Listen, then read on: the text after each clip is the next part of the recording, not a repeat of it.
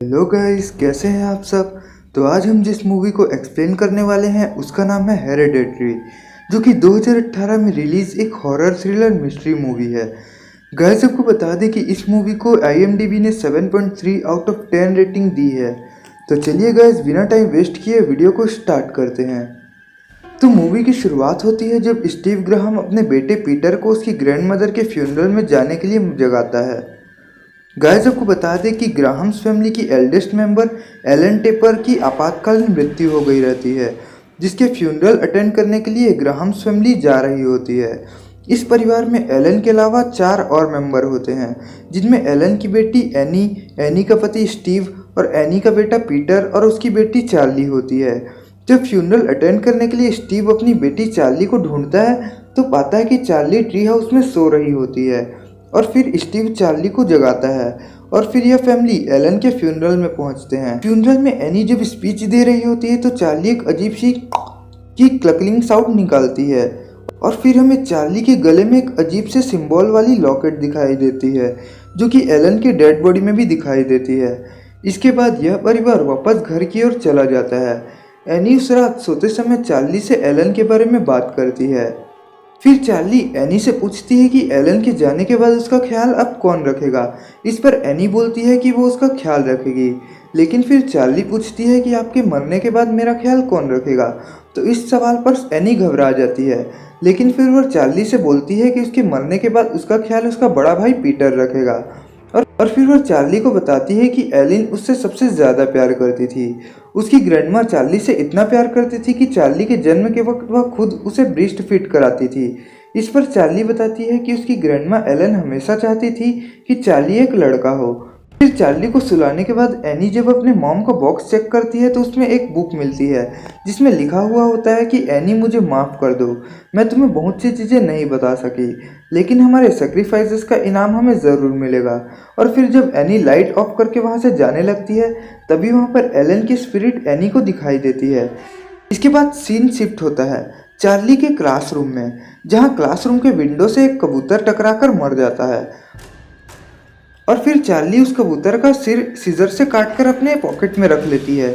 इसके बाद scene Steve पे जाता है, जहाँ उसे एक कॉल आता है, और उस कॉल में बताया जाता है कि एलन की बॉडी ग्रेवयार्ड में नहीं है, किसी ने उसे वहाँ से चुरा लिया है।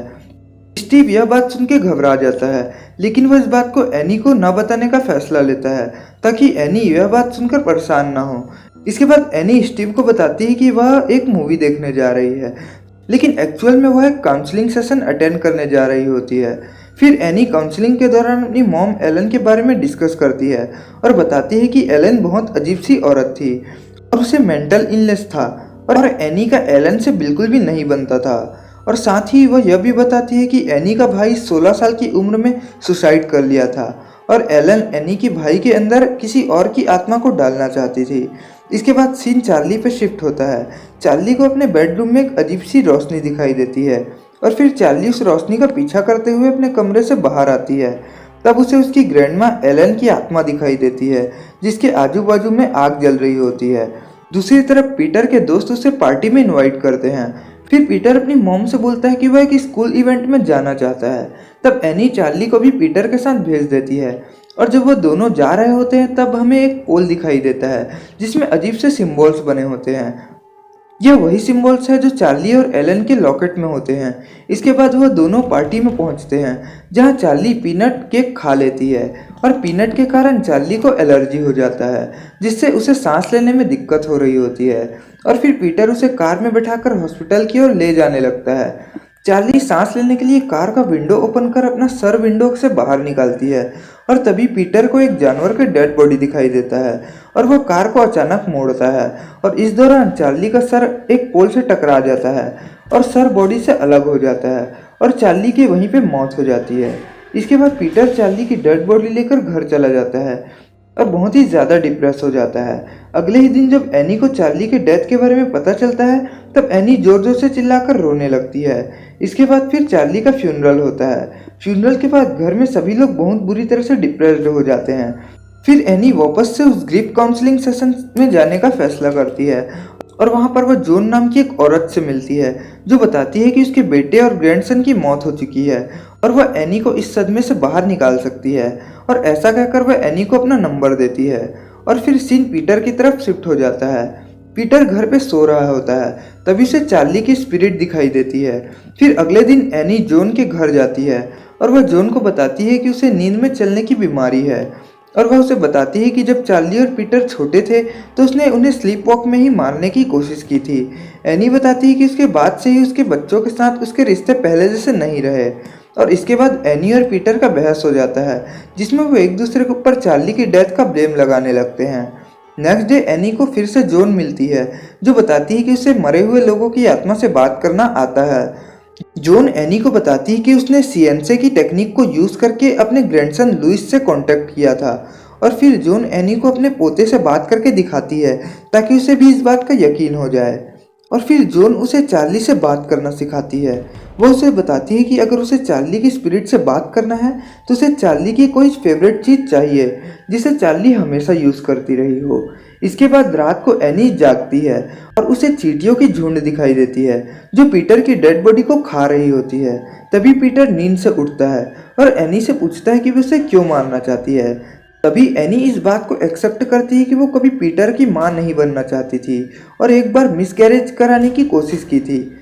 और जब पीटर यह बातें सुनता है तो वो बहुत ज़्यादा दुखी हो जाता है और जोर जोर से चिल्लाकर रोने लगता है। तभी हमें पता चलता है कि एनी वास्तव में सपना देख रही होती है। इसके बाद वो पीटर और स्टीव को चार्ली से बात करने के लिए जगाती है। इस प्रोसेस के बाद बहुत अजीब सी घटनाएं होने लगती है और एनी चार्ली की आवाज़ में बात करने लगती है और ऐसा लगता है जैसे चार्ली की आत्मा एनी के अंदर आ गई हो।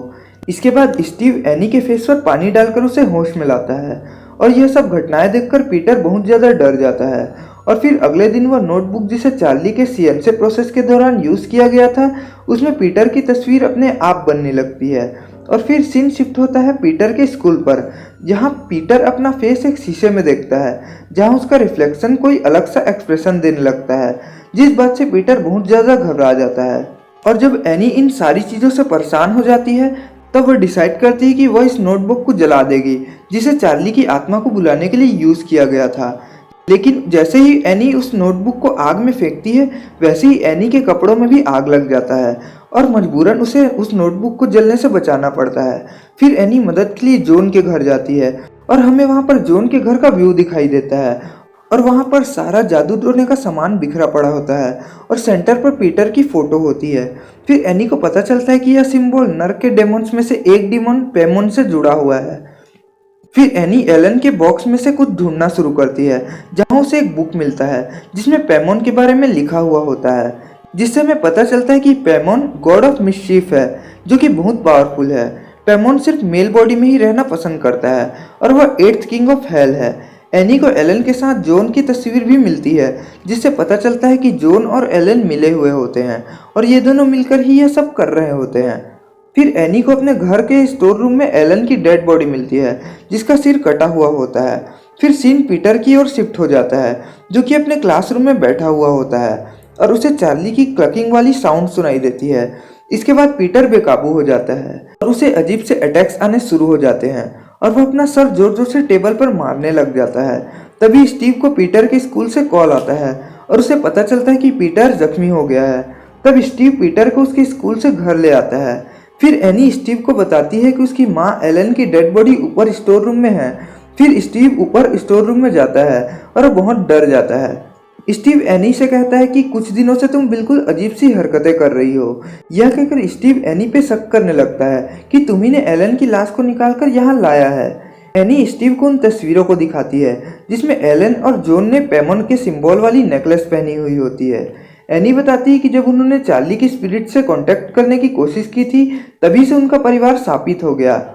एनी स्टीव से कहती है कि वह चार्ली की डायरी को जला दे क्योंकि वही एक लिंक है, लेकिन उस डायरी को जलाने से एनी भी जल जाती, लेकिन स्टीव उस डायरी को जलाने से मना कर देता है और फिर एनी स्टीव के हाथ से डायरी को छीनकर खुद ही आग में जला देती है और हम देखते हैं कि एनी के बजाय डायरी को जलाने से स्टीव के शरीर में आग लग जाता है और वह वहीं पे तुरंत मर जाता है। इसका मतलब है कि सीएनसी प्रोसेस के दौरान एनी के साथ साथ स्टीव भी उस डायरी से कनेक्ट हो जाता है। फिर पीटर अपने कमरे से उठकर बाहर आता है और अपने पिता की जली हुई डेड बॉडी को देखकर डर जाता है। जब पीटर अपने फादर की डेड बॉडी को देख ही रहा होता है, तब एनी उसे मारने के लिए उसके पीछे दौड़ती है, जो कि पूरी तरह से इविल स्पिरिट से पोजेस हो गई रहती है। फिर पीटर भागकर एटिक में जा छुपता है और एटिक का दरवाजा अंदर से बंद कर देता है और फिर एनी एटिक के दरवाजे में जोर जोर से अपने सर को मारने लगती है। एटिक के अंदर पीटर को भी अपने ग्रैंडमा एलन की डेड बॉडी दिखती है और तभी पीटर के ऊपर ब्लड के ड्रॉप्स गिरने लगते हैं। और जब पीटर ऊपर देखता है तो पता लगता है कि उसकी माँ एनी अपने गला को एक वायर से काट रही होती है।